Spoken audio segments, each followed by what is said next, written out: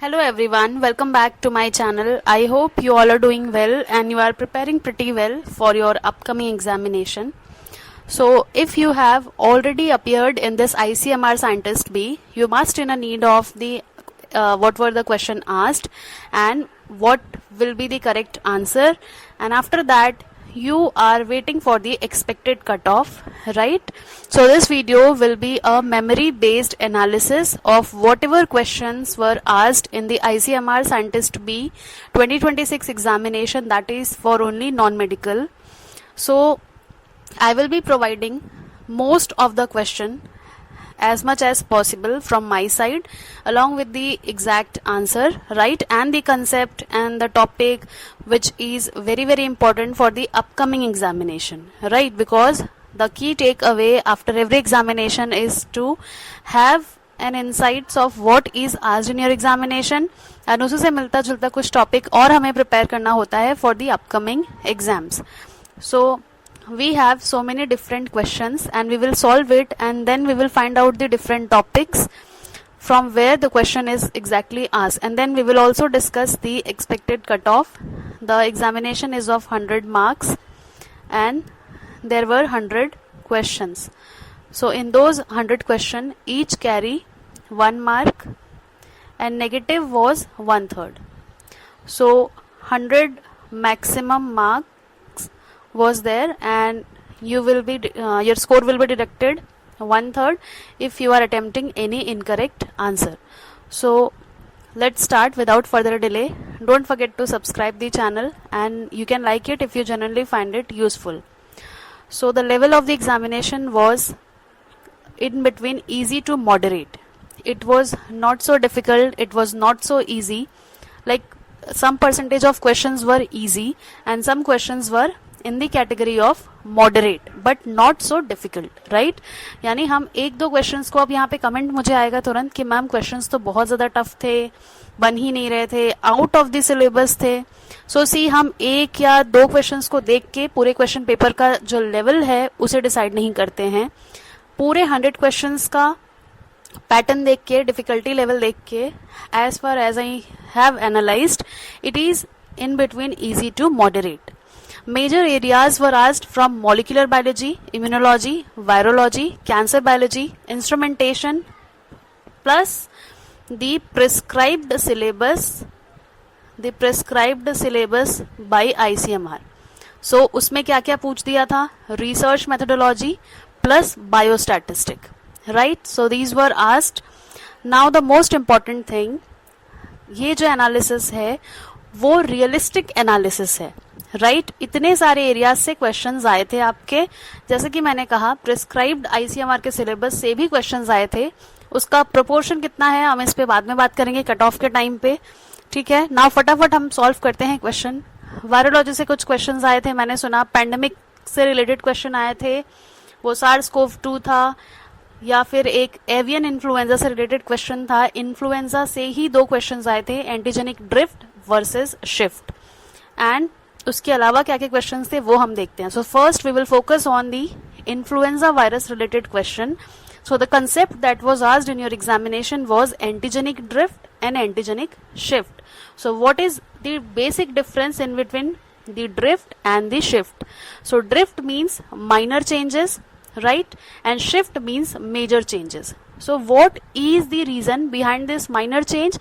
So mutation brings this minor change, and whenever there is a minor change due to mutation, the term used is drift and not shift.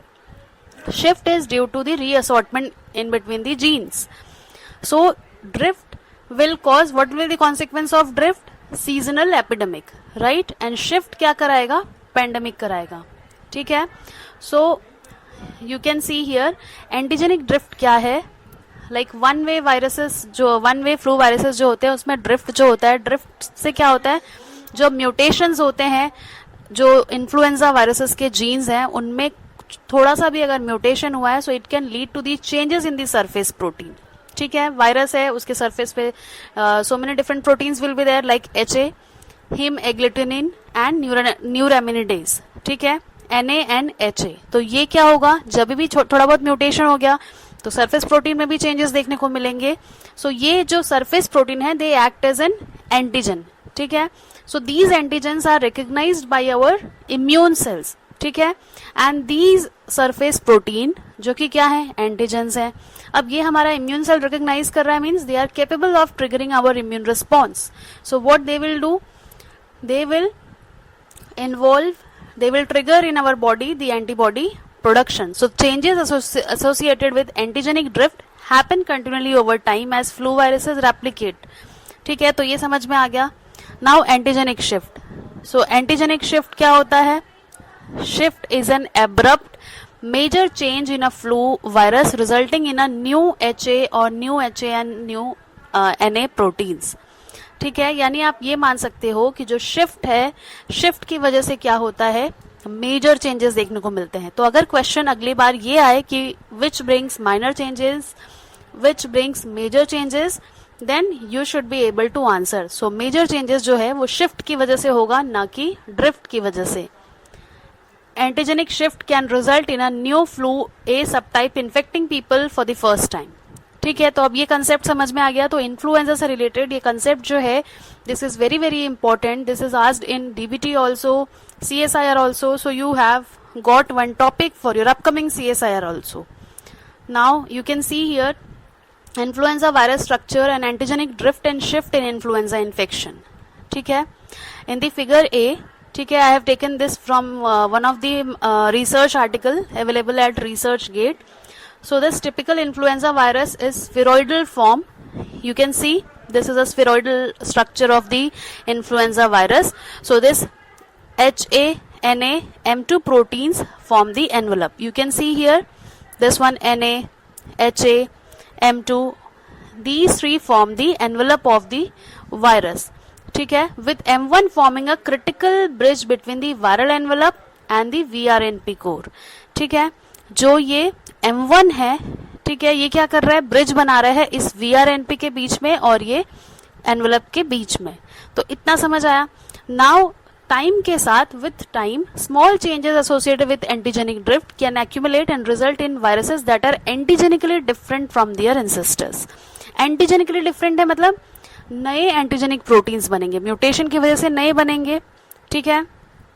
Now whenever we talk about the antigenic shift, तो यहाँ पे देखो antigenic drift में क्या हो रहा है, immune pressure on the highly variable HA by the host immune system.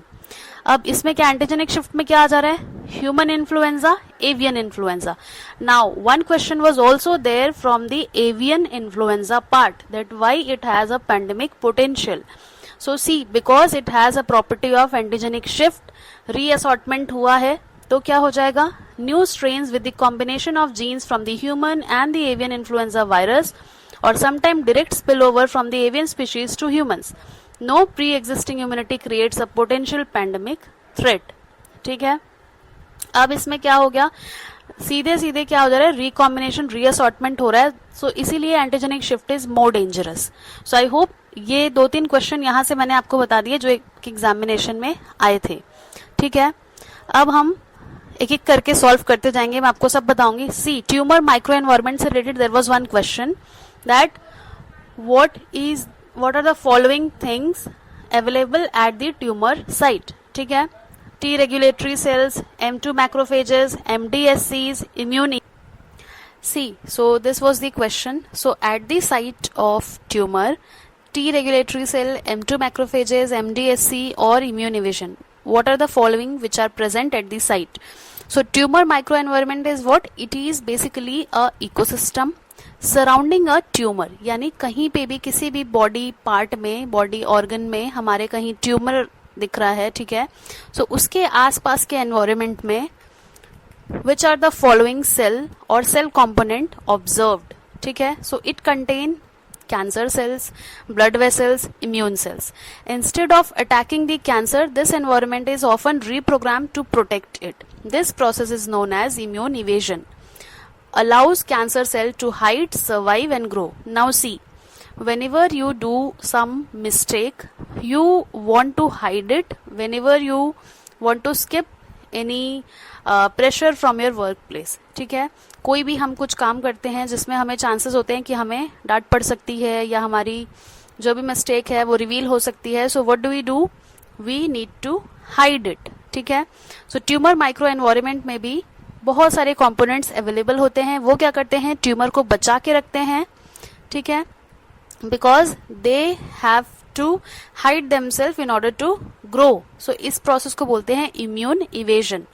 So 3 specific immune cells grow, work together in the tumor microenvironment to build this, जिसमें involve है regulatory T cell, M2 macrophages, myeloid derived suppressor cell. ठीक है. तो ये तीनों part हैं. तो आपको आंसर पता चल गया. Now the cast of the character, क्या क्या रोल हैं? So T regulatory cells, these are the peacekeepers. These are the peacekeepers of the immune system. So in the tumor microenvironment, they stop other immune cells like killer T cells from attacking the tumour. क्योंकि हमारे पास immunity है, immunity तो attack करेगी ही. तो regulatory cell क्या करेगा? Kill करेगा. M2 macrophages, white blood cells that normally clean up debris and heal wounds. ठीक है. सो ट्यूमर माइक्रो एनवायरनमेंट में cancer cells trick them into becoming M2 types. Instead of eating the cancer cells, M2 macrophages क्या करने लगते हैं? Feed करने लगते हैं ट्यूमर को. ठीक है. Help it build new blood vessels, ताकि नरिशमेंट जारी रहे, ताकि सेल्स कैंसरस सेल ग्रो हो पाए. अब MDSCs क्या करते हैं? These are immature cells from the bone marrow. Cancer cells do what? They send out distress signal that recruits these cell into the TME. ठीक है. Once there they act as a sponge, soaking up nutrients that killer T cells need and dumping chemical that shuts those T cells down. तो यहाँ पे आपको पता चल गया कि ट्यूमर माइक्रो एनवायरनमेंट में, जहाँ पे यानी ट्यूमर है, उसके आसपास ये तीनों चीजों का हमें अबंडेंस दिखेगा. नाउ माइक्रोबायोलॉजी से जो चीजें पूछी गई थी, फर्स्ट वन वाज कॉमनसेलिज्म. ठीक है. माइक्रोबायोलॉजी या यू कैन से इकोलॉजी से ये क्वेश्चन था. So commensalism is what? Commensalism is a kind of interaction in between two organism, जहाँ पे एक को फायदा होता है, एक को प्रॉफिट होता है, and the another one is neither harmed nor benefited. ठीक है. So it is a kind of +0 interaction. So it was very easy. You can easily gain 1 mark here. Now one question was asked related to BSL-4 organism. So I have taught you in my previous biosafety cabinet biosafety level video that India currently has 2 functional civilian biosafety level laboratories. ठीक है. India के पास अभी currently 2 हैं. सो BSL-4 में the deadliest pathogen जो है like Ebola and Nipah. So Ebola was one option. So BSL-4 में Ebola होता है. लैब्स कौन से हैं ये भी मैं आपको बताती हूँ. NIV पुणे है. ठीक है. India's first civilian BSL-4 facility operated by ICMR. Now apart from that DRDO Gwalior is the like India's another lab with BSL-4 capacity. ठीक है. One question was related to primary containment. What is primary containment? ठीक है. Primary containment is the first and the most direct physical barrier that holds a hazardous or sensitive substance. Its primary purpose is to keep dangerous materials securely enclosed and prevent them from leaking into the surroundings. So the first of all, what do? We approach the primary containment. So this is the direct physical barrier that holds a hazardous or sensitive substance. So ये तीनों questions भी आए थे. Now one question was related to separation of protein. So SDS page was mentioned and it separate the protein on the basis of what? So basically it separate the protein based on the molecular weight, because we have used one detergent that will equalize the charge. SDS क्या दे देगा? Net negative charge दे देगा. And we also use beta mercaptoethanol that will break the disulfide bond. And जो भी protein है वो लीनियराइज हो गए हैं एंड नेट नेगेटिव चार्ज आ गया है. सो ये सिर्फ अपने साइज या मॉलिक्यूलर वेट के बेसिस पे बढ़ेंगे. ठीक है. लार्जर प्रोटीन स्टक हो जाएंगे एंड स्मॉलर प्रोटीन आगे माइग्रेट करते जाएंगे. ठीक है. So this was one concept. Now कुछ क्वेश्चंस जो आए थे वो न्यूक्लिक एसिड से रिलेटेड आए थे. ठीक है. One question was there, what are the component of PCR? So PCR के कंपोनेंट में कुछ ऑप्शंस दिए थे, primer, buffer, and one option was ddNTP. So ddNTP is not a part of normal PCR, it is a part of Sanger sequencing. So this question was asked. Apart from that, one question was related to gradient PCR. What is the main purpose of gradient PCR? So gradient PCR हम क्यों लगाते हैं? To find out the correct annealing temperature. ठीक है. So these two questions were also there. Now one question was related to DNA footprinting. So the question was asked like in this way, how you will find out the interaction of DNA with a protein. So basically this is a DNA footprinting, which is a molecular biology technique that will let you know that whether a protein has interacted with a DNA. ठीक है, where exact DNA sequence, identify the exact DNA sequences where specific protein bind. ठीक है, तो ये हम लोग क्या करते हैं, इसीलिए इसको फुटप्रिंट बोलते हैं. By protecting the DNA from enzymatic cleavage, the bound protein leaves a visible footprint और gap when the DNA fragments are analyzed on a gel. See here you can see, यहाँ पे इतना गैप दिख गया है. Now from biochemistry these 3 questions were there. ठीक है, Warburg effect, glycosylation, where glycosylation takes place, and vitamin B3 related question was there. So Warburg effect क्या होता है, oxidative or you can say aerobic glycolysis. So basically it is a property of cancerous cell, ठीक है, to generate energy. How they generate energy? Through the process of aerobic glycolysis. We know that glycolysis is an anaerobic process, the breakdown of glucose into lactose, so it takes place in the presence of oxygen. When adequate oxygen is present, so this is the property of cancerous cell. Now one question was related to glycosylation. So it is a biochemical process, it is a modification process where enzyme covalently attach carbohydrate molecule like sugars or glycans to a target macromolecules. ठीक है, protein में sugar मोइटीज को add करना और उस किस एक specific purpose के लिए. सो ये एक पोस्ट ट्रांसलेशनल मॉडिफिकेशन है. Ensure proper protein folding, stability, cell signalling, यानी अलग अलग फंक्शन के लिए कार्बोहाइड्रेट मोटीज को अटैच किया जाता है. तो इससे रिलेटेड क्वेश्चंस थे. नाउ एक क्वेश्चन स्पेसिफिकली पूछा था vitamin B3. So vitamin B3 is niacin और निकोटिनिक एसिड. तो सी, यहां से CSR के लिए भी आपको क्वेश्चन मिल गया 4 मार्क्स में आने का कि कौन से विटामिन का क्या नाम है. So vitamin B3 was asked in the ICMR scientist B examination. One question was related to spectrophotometer and OD ratio like 260 to 280 related to nucleic acid.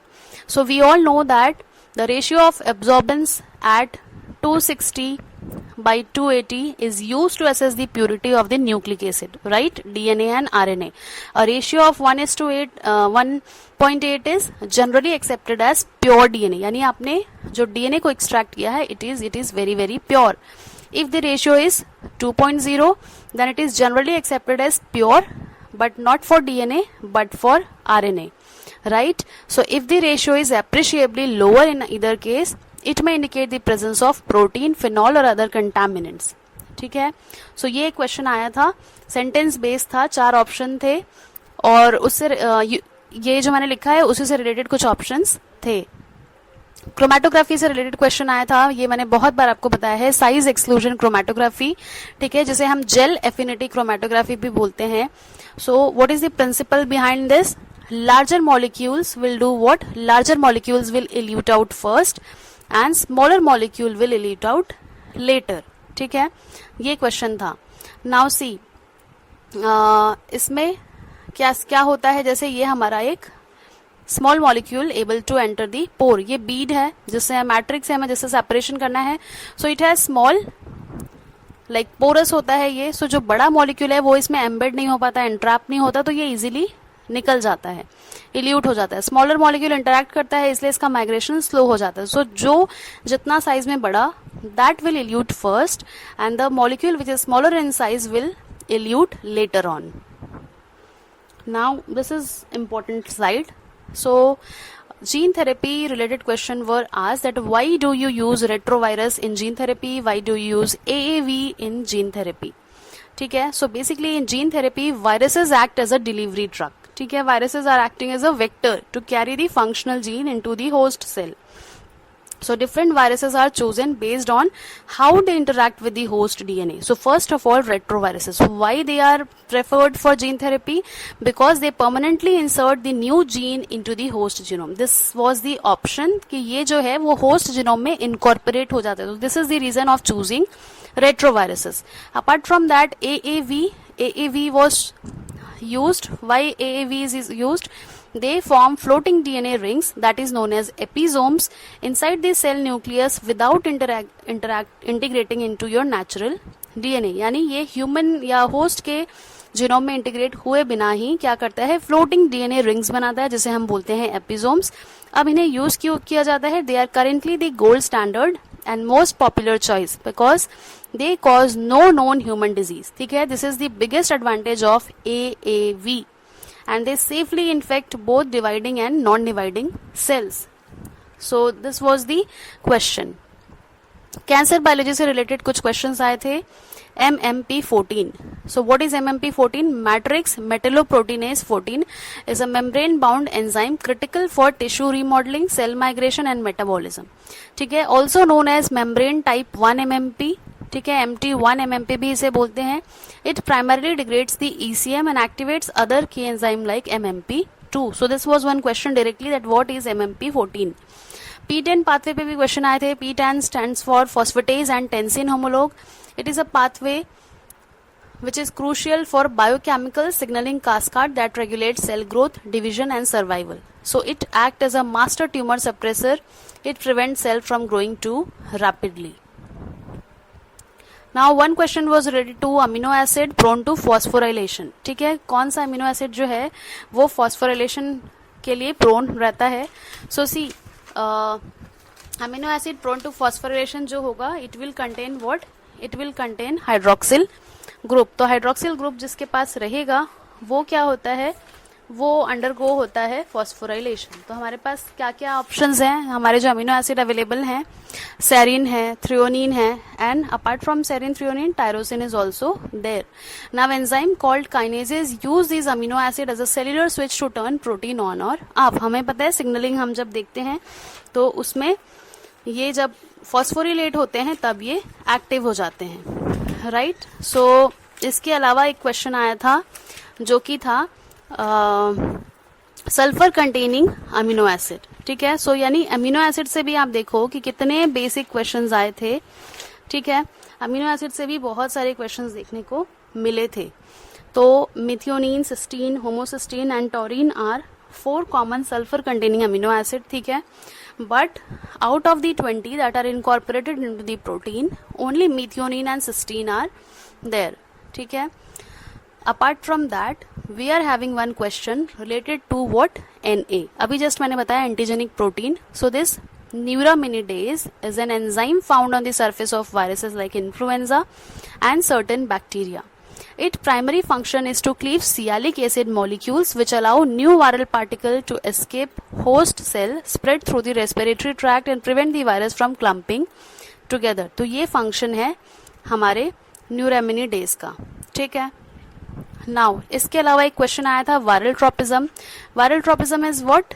हम जियोट्रोपिज्म पढ़ते हैं, फोटोट्रोपिज्म पढ़ते हैं। जियोट्रोपिज्म मतलब टुवर्ड्स ग्रेविटी, फोटोट्रोपिज्म मतलब towards light. So likewise viral tropism. Viral tropism is what? It refers to the specificity of a virus for interacting particular host species through the receptors.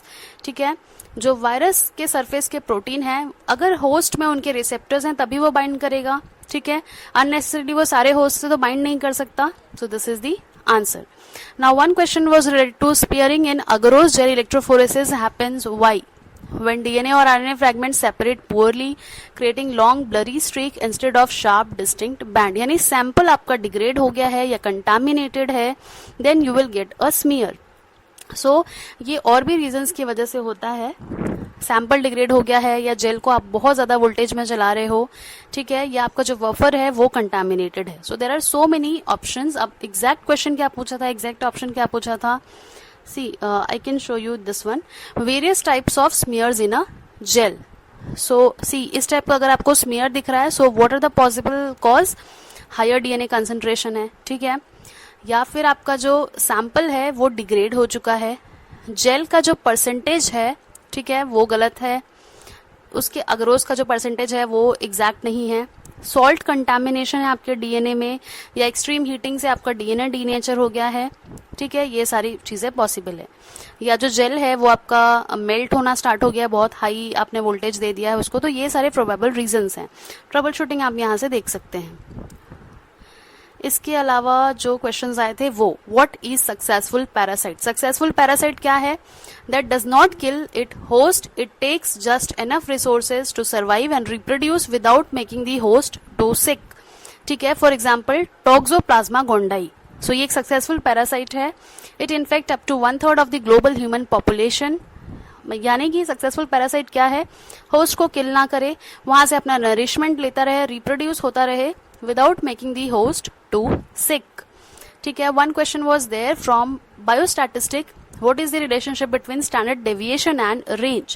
So the range rule of thumb states that one standard deviation is roughly equal to 1/4 of the range. ठीक है. Range क्या होता है, highest minus lowest. जो भी आपको observation दिया उसमें से हाईएस्ट लोएस्ट हो जाएगा रेंज. तो एसडी क्या कहता है, एसडी कहता है कि 1 SD is equal to 1/4 of the range. तो आप क्या लिख सकते हो, SD is approximately equal to range upon this one. ठीक है. उसके अलावा पूछा गया था ambidirectional study. Ambidirectional study includes both retrospective and prospective. Apart from that one question was simply asked that guardian of the genome कौन है. सो P53. अब इसके बारे में जानना है तो मेरा कल का शॉर्ट देख लो, मैंने बहुत अच्छा ब्यूटीफुल सा इलस्ट्रेशन दिया है. Why P53 is considered as the guardian of the genome. ARMS PCR के बारे में पूछा था. It stands for amplification refractory mutation system.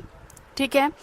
It is also known as allele specific PCR. It is fast, economical, molecular biology technique used to detect small DNA mutation या SNPs को detect करने के लिए. बेसिकली म्यूटेशन डिटेक्ट करने के लिए arms PCR use होता है. ये बता दिया. कैल्शियम मेजरमेंट का पूछा था. Calcium can be, serum calcium can be measured by arsenazo third method और OCPC मेथड. स्पेक्ट्रोफोटोमेट्री मेथड आप यूज कर सकते हो. ठीक है. यहाँ पे मैंने लिखा है ओ क्रिसेल्फथलीन कॉम्प्लेक्सॉन और arsenazo third. These are automated method. Chemical dye जो है वो ऐड किया जाता है आपके ब्लड सैंपल में. जो कैल्शियम है वो रिएक्ट होता है और कलर चेंज करता है, जिसको आप रिकॉर्ड करते हो स्पेक्ट्रोफोटोमीटर से. Apart from that you can use atomic absorption spectrophoto. AAS detect करता है मेटल्स को. ठीक है. ये आपको पता होगा. इसके अलावा ionised calcium test are also there, जो कि पोटेंशियोमेट्री मेथड अवेलेबल है. नाउ इसके अलावा देयर वर सम क्वेश्चंस जो मैंने यहाँ पे लिखे नहीं है. रिसर्च मेथोडोलॉजी से आपको पूछा था बेनिफिसेंस के बारे में. बेनिफिसेंस क्या है, बेनिफिसेंस का मतलब होता है increase the plus of your study and decrease the harm. जो लॉस है, अगर आप किसी ह्यूमन सब्जेक्ट को ले रहे हो उसको इतना मिनिमाइज करो कि बेनिफिसेंस ही बढ़ता चला जाए. ठीक है. एक बेनिफिसेंस डायरेक्ट क्वेश्चन आया था. ऑटोनॉमी, प्रिंसिपल ऑफ ऑटोनॉमी क्या कहता है, मेरा अधिकार है कि मैं किसी स्टडी में इन्वॉल्व होना चाहती हूँ कि नहीं होना चाहती हूँ. ये पूछा था. प्लेगरिज्म पूछा था. ठीक है. किसी का कंटेंट आप कॉपी कर रहे हैं without even given credit to them. ठीक है. ये 3 क्वेश्चन आए थे. Apart from these, rare disease के लिए कौन सा स्टडी मेथड यूज करोगे. So it was case control. ठीक. ये सीधा क्वेश्चन आया था. इसके अलावा आया था कि relative risk if RR is less than 1 what is the thing. तो इसका भी मैंने शॉर्ट्स अपलोड किया था. आप मुझे खुद इसका आंसर बताओगे. तो ये क्वेश्चन जो मैंने यहाँ लिखे हैं ये डायरेक्ट मेरे कोर्स से थे. ठीक है. द मोस्ट इंपॉर्टेंट क्वेश्चन जो मैं हर बार आपको बताती थी वो एग्जैक्टली वैसा आया है.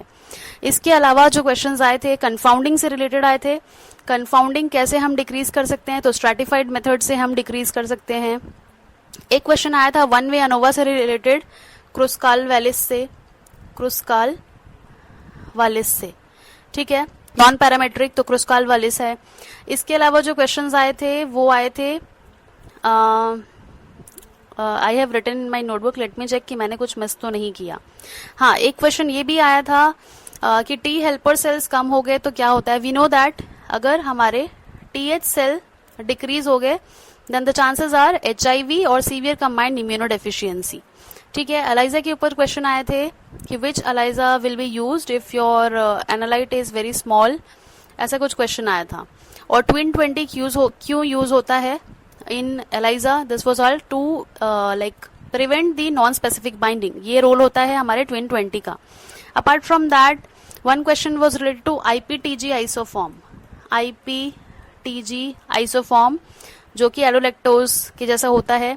एक क्वेश्चन आ गया था मॉलिक्यूलर बायोलॉजी से, how do you release the negative supercoiling. कौन सा एंजाइम रिलीज करता है negative supercoiling. It is topoisomerase 2 that is known as gyrase. ठीक है. इसके अलावा भी कुछ क्वेश्चंस आए थे. Horizontal gene transfer, vertical gene transfer. Vertical क्या होता है, मदर टू ऑफस्प्रिंग वाला डायरेक्ट जो होता है वो होता है. इसके अलावा कुछ क्वेश्चंस आए थे कि इथेनॉल क्यों यूज किया जाता है. ठीक है. 70% इथेनॉल. अपार्ट फ्रॉम दैट इन्फ्लेमोसोम पे क्वेश्चन आए थे जो कि इनेट का पार्ट है, not in part of adaptive. So these were the questions. ठीक है, ये कुछ क्वेश्चंस आए थे. लाइसोसोम के रिसेप्टर पे क्वेश्चन आए थे. मैनोज मैंने हर बार बताया, लाइसोसोम मैनोज उसका रिसेप्टर होता है.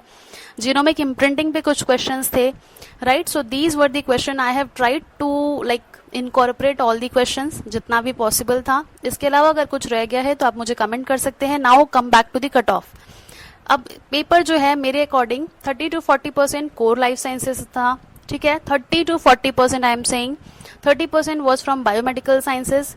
ठीक है, biomedical sciences and research methodology से थे. बहुत सारे क्वेश्चंस थे रिसर्च मेथोडोलॉजी के. Now 20% from molecular techniques, 10 to 20% statistic, epidemiology and application based question. So ये जो है वो मेरा एनालिसिस है कि इतने इतने परसेंट में क्वेश्चंस आए थे. Now see, cut off will depend on so many factors कि how many positions are there. ठीक है, and what is the highest marks scored by the candidate appeared in this examination. And also the overall score will be reduced this time as per my analysis because candidates from pure biology struggle with epidemiology statistic, तो उनसे नहीं बना होगा. Candidate जो है वो clinical background के हैं तो वो मॉलिकुलर के साथ में बहुत स्ट्रगल किए होंगे. एप्लीकेशन बेस्ड की वजह से अगर आपने अटेम्प्ट भी किया है तो आप कंसेप्ट समझ नहीं पाए होंगे, नेगेटिव मार्किंग होगा. तो इस पॉइंट को बहुत अच्छे से समझ लो कि कट ऑफ रिड्यूस होने का रीजन जो है वो ये है कि candidates are from various background. Right, अगर आपसे क्वेश्चन बना है जरूरी नहीं है कि आपके दूसरे कैंडिडेट से भी बना है, बिकॉज उनका जो स्ट्रीम है वो हो सकता है अलग हो, तो उनसे क्वेश्चन एपिडेमियोलॉजी और स्टैटिस्टिक के नहीं बने होंगे. ठीक है, जो प्योर बायोलॉजी से हैं. जो क्लिनिकल बैकग्राउंड से हैं उनका मॉलिक्यूलर टेक्निक्स नहीं बना होगा. So as per my analysis, cut off for general UR will be around 62 to 68 marks out of 100. OBC EWS के लिए 58 to 64, SC के लिए 52 to 48, ST के लिए 48 to 55. नाउ अगेन आप कुछ कमेंट करने आए उससे पहले +-5 सब में लगा देना. ठीक है, my pen is not working, let it be. +-5 सब में लगा देना. ठीक है, 62 to 68 क्वेश्चन पेपर उतना भी टफ नहीं था कि 50 से बिलो कट ऑफ जाए. 50 से बिलो कट ऑफ बिल्कुल भी नहीं जाएगा क्योंकि उतने पोजीशंस नहीं है. They don't want to shortlist so many candidates, so it will be difficult for the interview round. Right, so the person who is scoring more than 70, so they are in the green zone, safer zone. So